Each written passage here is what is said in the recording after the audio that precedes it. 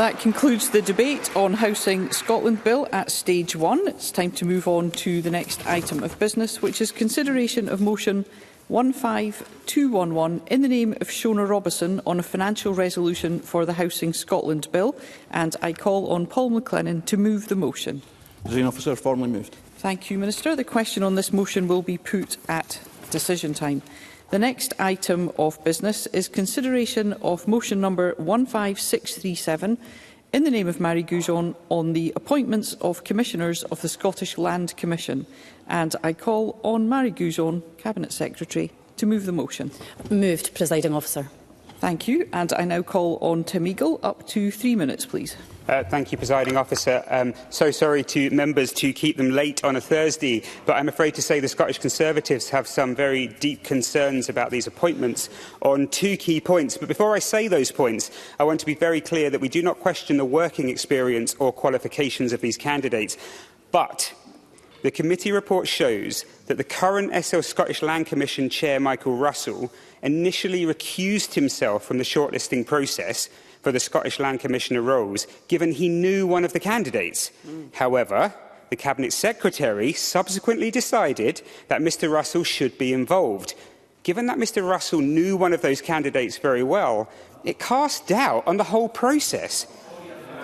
Secondly, let us hear Mr Eagle. They're getting excited because they know I'm right, but that's fine. Secondly, information that is fully available in the public domain shows that one of the candidates listed was an SNP candidate in the recent general election. Ooh. Another has written extensively on a personal blog about land reform with a very particular point of view, written on a pro-independence blog and produced a report for the Jimmy Reid Foundation arguing that the land reform Mr Eagle,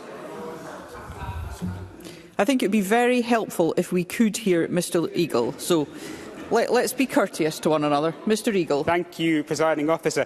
The Jimmy Reid Foundation arguing that the land reform legislation doesn't go far enough. Now that matters. This matters, Presiding Officer, because this follows, and you wouldn't believe this, the appointment of long-term SNP MSP, Government Minister and former SNP Party President Michael Russell as Chair of the Commission. Even the former Scottish Green MSP Andy Whiteman said that that was very odd. Members. They're getting excited because they know I'm right. How can the Cabinet Secretary expect us? Mr Eagle, I'm going to have to ask you to stop for a moment. I would very much like to hear, as is the case always when a member has been called to speak, I'd like to hear the member. I know that each and every member in here would like to be listened to when they have been called to speak. Mr Eagle. Thank you again, Presiding Officer. How can the Cabinet Secretary, in all seriousness, expect us to take the Scottish Land Commission seriously if there are doubts about the impartiality of the recruitment process and, more importantly, the fact that some of these people involved clearly hold a political view? Indeed. The risk is that these appointments look nothing more than nepotism. The process does not give confidence that it has been truly independent, and it makes the Scottish Land Commission more like a mouthpiece for the SNP party policy direction than working in the best interest of the communities it serves. All of these calls into question the question whether, other than retaining the Tenant Farming Commissioner, which does do some good work, in another agency, we should be honest and not keep the SLC at all. Thank you. And I now call on Marie Goujon to respond. Up to 3 minutes, Cabinet Secretary. Thank you, Presiding Officer. And I have to start by setting out that last comment by Tim Eagle is absolutely appalling. The Scottish Land Commission does incredibly important and powerful work in advising us on vitally important matters, and to make that suggestion to politically grandstand on an issue like this is absolutely shocking. Because I was going to start by outlining that I was grateful to the Net Zero Committee members because of their engagement throughout this process and for their careful consideration of the appointments.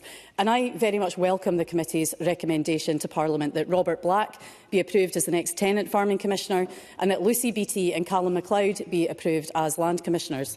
The committee was satisfied that the appointment process appeared adequately robust and that the nominees appeared suitably qualified. And it has been a robust and independent process. Now, I can confirm the ministerial appointments process has been adhered to fully, as have the statutory requirements relating to the appointment of commissioners to the Scottish Land Commission.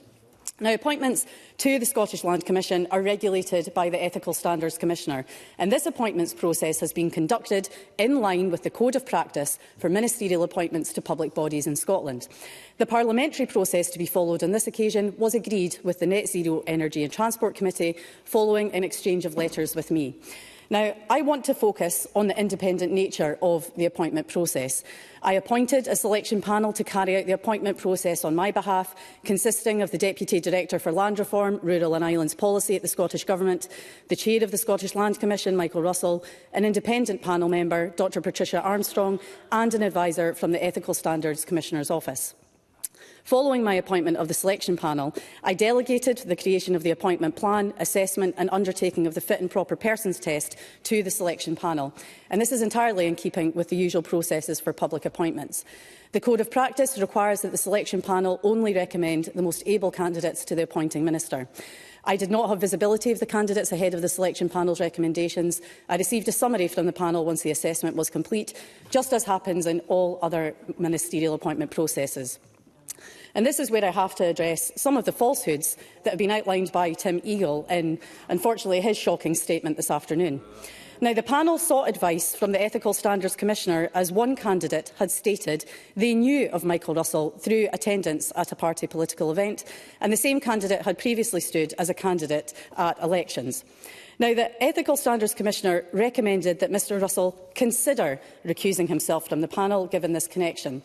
The advice from the Commissioner was clear that their recommendation was entirely based on the perception that could arise from Mr Russell's involvement, given the heightened interest in the appointment round. They said they had absolutely no doubt that Mr Russell would intend to fulfil his duties as a panel member fairly and competently.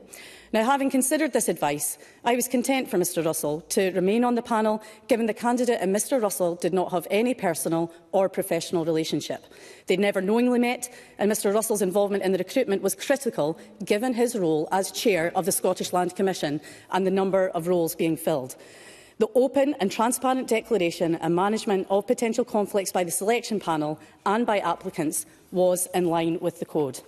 Now, I'm sure, as drawing to a close, Presiding Officer, we can all agree that it is important we get these appointments right, and I believe that we have. We've undertaken a competitive recruitment process that was conducted in line with the Code of Practice for ministerial appointments to public bodies in Scotland and was regulated by the Ethical Standards Commissioner.